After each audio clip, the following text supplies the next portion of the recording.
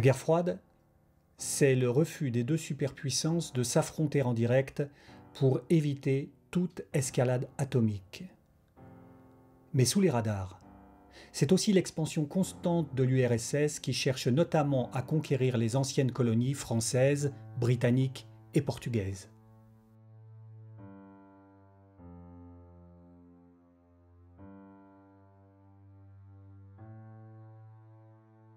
Le socialisme n'est plus un préalable pour le KGB, qui lui préfère le nationalisme et, en terre d'islam, le panarabisme nettement plus mobilisateur que le communisme.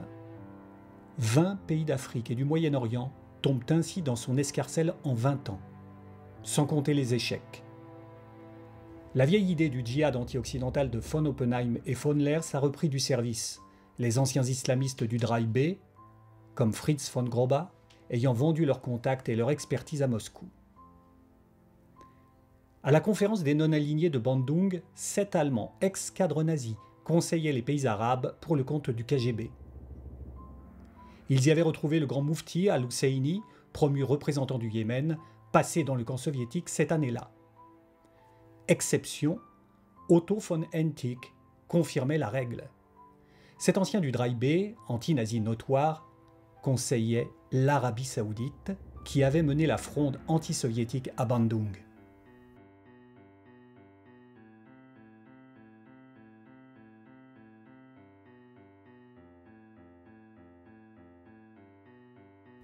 Plus les inégalités sont criantes, et plus l'agitation et la propagande pourront déstabiliser un pays permettant d'y prendre le pouvoir. L'idéal communiste s'arrête là, car les cibles de Moscou ont souvent des sous-sols extrêmement riches. Ainsi, dans l'ex-Congo belge, émeutes, viols et assassinats de Belges se succèdent. La province minière du Katanga fait alors sécession sous la direction de Moïse Tshombe au profit d'intérêts belges. L'ONU envoie des casques bleus, mais le Premier ministre congolais, Patrice Lumumba, veut et obtient des militaires soviétiques. Il est aussitôt renversé par le colonel Mobutu, lié à la CIA.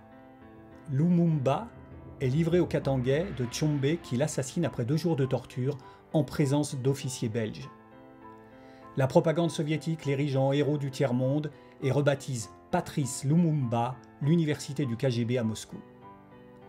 Yasser Arafat, Nelson Mandela ou l'Iranien Ali Khamenei y font des stages, comme Mohamed Boudia, l'Algérien du FPLP, ou Ilich Ramirez Sanchez, dit Carlos, qui finira islamiste, tandis que Awatmé diverge et fonde le FDLP maoïste.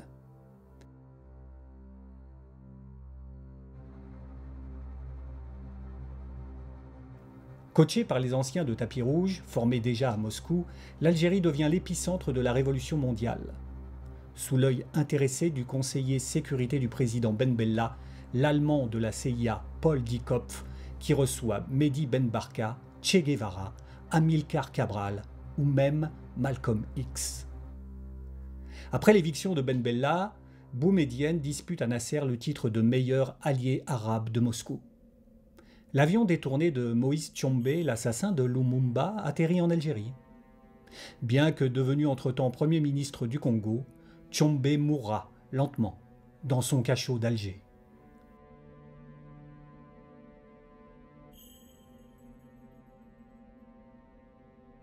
Boumedienne finance la réunion de la Tricontinentale à Cuba, qui fait des USA l'ennemi principal du tiers-monde. Moscou exulte. En Afrique, Che Guevara tente en vain de s'emparer du Congo pour Kabila, père de l'actuel dictateur. Kadhafi prend le pouvoir en Libye, destituant le vieux roi Idriss pro-occidental. Réunissant communistes et islamistes, Gafar Nimeiri s'empare du Soudan, comme Siad Barre en Somalie, Nyerere en Tanzanie, Mugabe au Zimbabwe. Un coup d'État pro-soviétique soutenu par la Syrie et l'Égypte entraîne le Yémen dans 5 ans de guerre civile. Au Bénin, Mathieu Kérékou installe sa dictature marxiste. En Éthiopie, le colonel pro-soviétique Mengistu chasse le vieux Négus. Du coup, en Ogaden et en Érythrée, ce sont des régimes pro-soviétiques qui s'étripent. En Angola aussi, pro-russes et pro-chinois se déchirent au départ des Portugais. Cubains, Sud-Africains et Français en profitent pour s'en mêler, au prix de plus d'1 demi-million de morts, comme au Mozambique.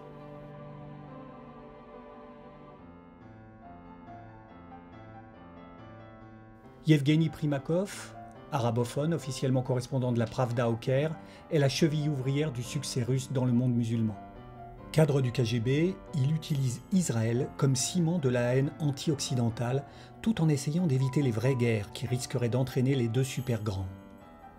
Mais à la mort de Nasser, Anwar el-Sadat fait repasser l'Égypte du côté occidental de la force et chasse l'URSS de sa base navale d'Alexandrie. Grave échec pour Primakov, rattrapé par Hafez el-Assad, ex-pilote de chasse de l'armée rouge, qui prend le pouvoir en Syrie pour offrir le port de Tartous à la flotte soviétique. Rappelé à Moscou, Primakov y dirige la thèse d'histoire de Mahmoud Abbas.